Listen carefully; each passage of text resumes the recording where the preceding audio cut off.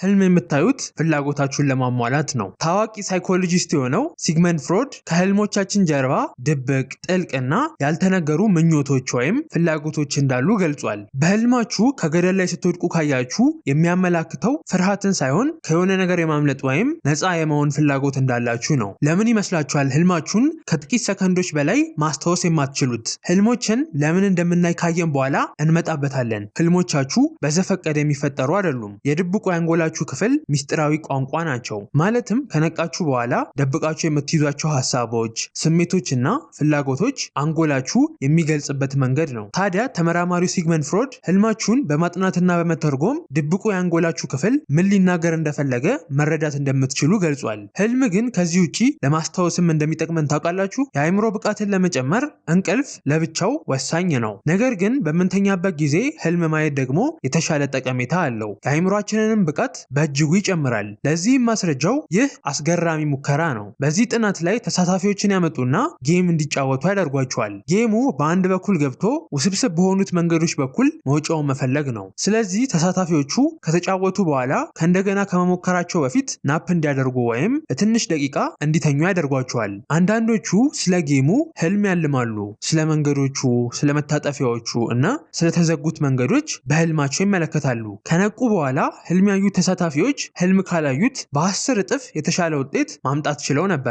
ህልም ያዩት የጌሙን ፈተና በሌላኛው ዓለም ወይም በህልም ዓለም ተለማምደውታል። ተመራማሪዎች ይህ የተፈጠረው አንዳንድ የማስታወስ ሂደቶች ህልም ስናይ ብቻ ስለሚገለጡ ነው ብለው ምክንያት አቅርበዋል። ስለዚህ ህልማችን አንጎላችን ስራ ላይ መሆኑን፣ ችግር እየፈታ መሆኑንና ገጠመኞችን እያደራጀ እንደሆነ ምልክት ነው። ነገር ግን ህልም ለማስታወስ ብቻ ሳይሆን ለመርሳትም ይጠቅመናል። አንጎላችሁ ውስጥ ከትሪሊዮን በላይ የሚሆን የኒውሮን ወይም የአንጎል ሴል ግንኙነቶች አሉ። ግንኙነቶቹ የሚፈጠሩትና የሚለኮሱት ስታስቡ፣ ስታዩ እና የትኛውንም ነገር ስትሰሩ ነው። ግን ሁሉም ግንኙነቶች አንጎላችን ውስጥ መቆየት የለባቸውም። በምትሰኙበት ጊዜ ይህ ኒዮኮርቴክስ ተብሎ የሚጠራው የአንጎላችሁ ክፍል ማለትም ለማሰብ የሚረዳችሁ ክፍል የአንጎል ሴል ግንኙነቶችን በጥንቃቄ ይፈትሽና አላስፈላጊ የሆኑትን ያጸዳቸዋል። ልክ እንደ ስልካችሁ ስቶሬጅ ያስቡት። አላስፈላጊ ፋይሎችን እና ቦታ የያዙ ነገሮችን በማጥፋት ለአስፈላጊዎቹ ቦታ ነፃ እንዲሆን ያደርጋል። በየማታው አንጎላችሁ ህልም በምታዩበት ጊዜ እንደዚህ ካልተጸዳ ባላስፈላጊ ግንኙነቶች ይሞላል። ይህ ከሆነ ደግሞ ከነቃችሁ በኋላ የሚያስፈልጓችሁን ሐሳቦችን፣ ያልተገቡ ሐሳቦች እንዲረብሿችሁ ያደርጋል። አንጎላችን ማጸዳዳቱን ከጨረሰ በኋላ ህልሞችን የሚያሳየን ግን ራሱን ንቁ አድርጎ ለመቆየት ነው። ይህ ምን ማለት ነው? በምንተኛበት ጊዜ ራሱ አንጎላችን ሙሉ ለሙሉ ከመዝጋት ራሱን ይገድባል። በዚህም ምክንያት በአንዳንድ ጥናቶች መሰረት ህልሞች የሚፈጠሩት አንጎላችን ንቁ ሆኖ ለመቆየት ስለሚያስፈልጉት ነው። አንጎላችን ንቁ ሆኖ ስራ ላይ ሲቆይ የማስታወስ ችሎታችንን በማጠናከር ጊዜውን እንደሚያሳልፍም አያይዘው ገልጸዋል። በምንተኛበት ጊዜ እና ከውጨኛው ዓለም ጋር ያለን ግንኙነቶች በሚቋረጡበት ጊዜ አንጎላችን አብሮ አይቋረጥም። ይልቁንስ የራሱን ዳታ ማመንጨት ይጀምራል። ከትውስታ ማጠራቀሚያችን ዳታዎችን እየወሰደ የአንጎል ሴሎቻችንን ይለኩሳቸዋል። ይህ ደግሞ በህልማችን የምናያቸውን ምስሎች፣ ስሜቶችና ሀሳቦች እንዲፈጠሩ ያደርጋል። ልክ እንደ ስልካችሁ ስክሪን ሴቨር አስቡት። ስልካችሁን በዚህ በተን ስታጠፉት ሙሉ ለሙሉ ሸዳውን ሆኖ አይዘጋም። መልሳችሁ ስታበሩት የምትመለከቱትን ስክሪን ሴቨር ምስል ደግሞ እንደ ህልማችሁ አስቡት። ጥልቅ በሆነ እንቅልፍ ውስጥ በምትሆኑበት ጊዜ ራሱ አይምሯችሁ ከጀርባ ሆኖ መስራቱን ይቀጥላል። የአንጎል ውስጥ ግንኙነቶችን ይሞክራል፣ የማስታወስ ብቃታችሁን ያጠናክራል። በተጨማሪም ለቀጣዩ ቀናችሁ ሁሉም ነገሮች ዝግጁ መሆናቸውን ያረጋግጣል፣ ይፈትሻል። ነገር ግን አስተውላችሁ ከሆነ አብዛኞቹ ህልሞቻችን አደገኛ እና አስፈሪ ነገሮች ሲያጋጥሙን ነው። ይህ ምንን ያሳያል? ህልሞቻችን ለተለያዩ ሁኔታዎችና ስሜቶች እያለማመዱን እንደሆነ ነው። ብዙውን ጊዜ ህልሞቻችን የሆነ እንስሳ ሲያባረን፣ ከሆነ ነገር ላይ ስንወድቅ ወይም ከሆነ አካል ጋር ስንደባደብ ነው። አብዛኞቹ ኔጌቲቭ ናቸው። እነዚህ ህልሞች አስጨናቂ ቢሆኑም አስፈላጊ ግን ናቸው። ህልሞች የአእምሯችን የመለማመጃ ሜዳ ናቸው። ህልማችን ውስጥ ያሉት መሳደዶች፣ መደባደቦች እና ስቃዮች በዘፈቀደ የሚከሰቱ አይደሉም። አንጎላችን ለአደጋዎች የምንሰጠው ምላሾችና በህይወት ለመቆየት የሚያስፈልጉንን ደመነፍሶች የሚለማመድበት መንገድ ነው። በጥንት ጊዜ ከአዳኞች ለማምለጥ ወይም ከጸቦች ራስን ለመከላከል፣ ዛሬ ላይ ደግሞ ፈጣን ውሳኔዎችን ለመወሰንና የስሜት መቆጣጠርን ለማዳበር። ይህ ግን የሚሰራው አደጋዎች ላይ ብቻ አይደለም። የፍቅርና ማህበራዊ በሆኑ ህልሞች ላይም እርስ በርስ የመሳሳብ፣ አንድ ላይ የመቆራኘት ወይም የመራባት ተፈጥሯችንንም ለማለማመድ እንደሚጠቅመን ጥናቶች ያሳያሉ። ግን ህልሞች እያለማመዷችሁ ብቻ ሳይሆን እያከሟችሁም ጭምር ነው። ህልም በምናይበት ጊዜ አይምሯችን ከማረፍ በተጨማሪ ራሱንም ይጠግናል። ማለትም አንጎል ውስጥ የሚፈጠሩ የጭንቀት ኬሚካሎች ይቀንሳሉ። አስጨናቂ ህልሞችን ስናይ ራሱ ኬሚካሎቹ ዝቅተኛ ናቸው። ይህ ደግሞ ተመራማሪዎች ህልም በየማታው የሚኖረን የቴራፒ ክፍለ ጊዜ ነው ብለው እንዲያስቡ አድርጓቸዋል። ማለትም አንጎላችን ያለምንም የጭንቀት ኬሚካሎች ያለብንን የስሜት ቁስሎች ለማከም እድሉን ያገኛል። በሚገርም ሁኔታ ደግሞ በስሜት መለዋወጥ ችግር የሚሰቃዩ ሰዎች ብዙውን ጊዜ የተረበሸ የእንቅልፍ ስርዓት ነው ያላቸው። ስለዚህ ህልም የማየት እድላቸው ዝቅተኛ ነው። ይህ የህልም እጥረት ደግሞ የስሜት መታከምን ከባድ ያደርግባቸዋል። አንዳንድ ጊዜ ደግሞ ህልሞች ከነቃም በኋላ ልንፈታቸው ያልቻልናቸውን ችግሮችን ለመፍታት ይረዱናል። ህልም በምናይበት ጊዜ እውነታና ሎጂክ ይጠፋሉ። ስለዚህ አይምሯችን በነፃነት ይፈጥራል፣ ያስባል ወይም ያገናዝባል። ህልም በምናይበት ጊዜ ከነቃም በኋላ የማንቀበላቸውን ነገሮች ራሱ አይምሯችን ያለ ገደብ ይዳስሳቸዋል። ይህ ነፃነት ደግሞ አንጎላችን ሀሳቦችን በአዲስ መንገድ ለማየት እድል ይሰጠዋል። ስለዚህ በንቃተ ህሊናችን የተጋረዱ ሀሳቦችን፣ መፍትሄዎችን፣ ፓተርኖችን ህልማችን እንድናያቸው ይረዳናል። ግን ማወቅ ያለባችሁ ነገር የህልም ሚስጥር ያለው ራሱ ህልሙ ላይ ሳይሆን ህልሙን የምናይበት የእንቅልፍ ሰዓት ላይ ነው። ምክንያቱም የህልም ምስል አይምሯችሁ ውስጥ ከመፈጠሩ በፊት አይምሯችሁ ሚስጥራዊ የእንቅልፍ ምዕራፎችን ያልፋል። እያንዳንዶቹ የእንቅልፍ ምዕራፎች ደግሞ ለእንቅልፍ ያላችሁ ምልከታ ይቀይሩታል። ብዙዎቻችሁ እንቅልፍ ስንተኛ በአንድ ጊዜ ተኝተን የምንነሳ ነው የሚመስላችሁ። ነገር ግን ተሳስታችኋል። በተለያዩ የእንቅልፍ ውጣ ወረዶች ውስጥ ወይም ምዕራፎች ውስጥ እናልፋለን።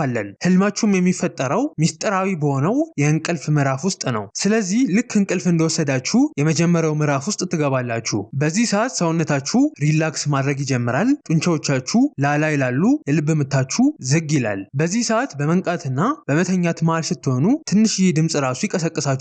ከዛ በመቀጠል ወደ ምዕራፍ 2 ትሸጋገራላችሁ። በዚህ ሰዓት የአንጎላችሁ ሞገዶች የበለጠ ዝግ ይላሉ። በተጨማሪም የሰውነታችሁ ሙቀት ይወርዳል። አብዛኛውን የሌሊቱን ክፍል እዚህ ምዕራፍ ውስጥ ነው የምታሳልፉት። አንጎላችሁ በዚህ ሰዓት በጸጥታ ቀን ያጋጠማችሁን ይመዘግባል። ልክ እንደ መዝገብ ቤት ሰንዶ ያስቀምጣችኋል። በመቀጠል ጥልቅ እንቅልፍ ውስጥ ትገባላችሁ ወይም ደግሞ ወደ ምዕራፍ 3። ይህ ሰዓት ሰውነታችሁ የሚጠገንበት ሰዓት ነው። በዚህ ሰዓት የእድገት ሆርሞናችሁ ይለቀቃሉ። ህብረ ህዋሳቶቻችሁ ይታከማሉ። ኃይሎቻችሁ መልሰው ይሞላሉ።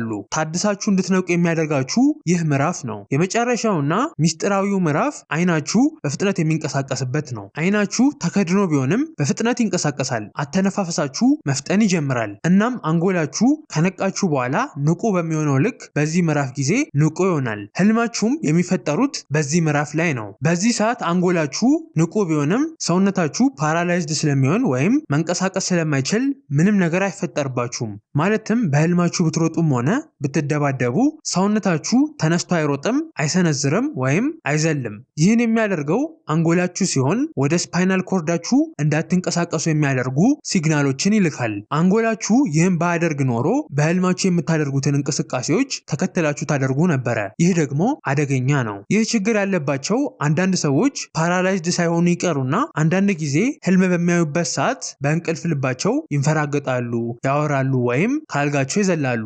አንዳንድ ጊዜ ደግሞ ምናልባት እናንተም አጋጥማችሁ ሊሆን ይችላል። አንጎላችሁ ፓራላይዝድ የሚያደርግበት ሲስተም ላይ ችግር ይፈጠራል ወይም ስሊፕ ፓራላይሲስ የሚባለው ማለትም አንጎላችሁ ፓራላይዝ ማድረጉን ሳያጠፋው ወይም መንቀሳቀስ እንድትችሉ ሳይፈቅድላችሁ ከእንቅልፋችሁ ስትነቁ።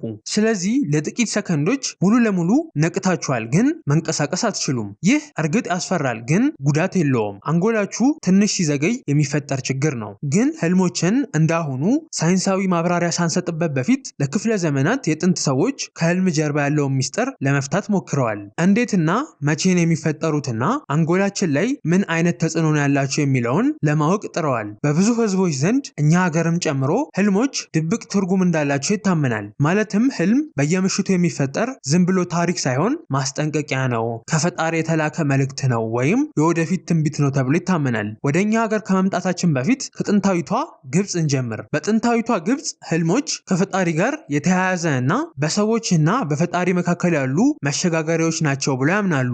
ግብጾች እንደሚያምኑት በምትተኙበት ጊዜ ነፍሳችሁ ወይም ባ ብለው የሚጠሩት ከሰውነታችሁ ወጥቶ ወደ ሌሎች ስፍራዎች ይሄዳል። ከዚህም በላይ መለኮታዊ እይታን ለሚፈልጉ ሰዎች የተሰራ የእንቅልፍ ቤተ መቅደስም ነበራቸው። አንድ ሰው ጭልፊትን በህልሙ ካየ ሆረስ ብለው የሚጠሩት ፈጣሪያቸው እየተመለከተውና እየጠበቀው እንደሆነ ይተረጉሙለታል። በህልሙ ውሃን ካየ መታደስን ወይም ማስጠንቀቂያ ነው። በህልም መሞት ረጅም ህይወትን ያመላክታል ብለው ይተረጉሙታል። ለህልሞችና ለትርጉማቸው መጽሐፎችንም አዘጋጅተው ነበረ። ወደ ጥንታዊቷ ግሪክ ስንሄድ ደግሞ ህልሞች መለኮታዊም ስነልቡናዊም ናቸው ብለው ያምኑ ነበረ። በአጠቃላይ ህልም የነፍስ ነጸብራቅ ነው ብለው ነበር የሚያምኑት።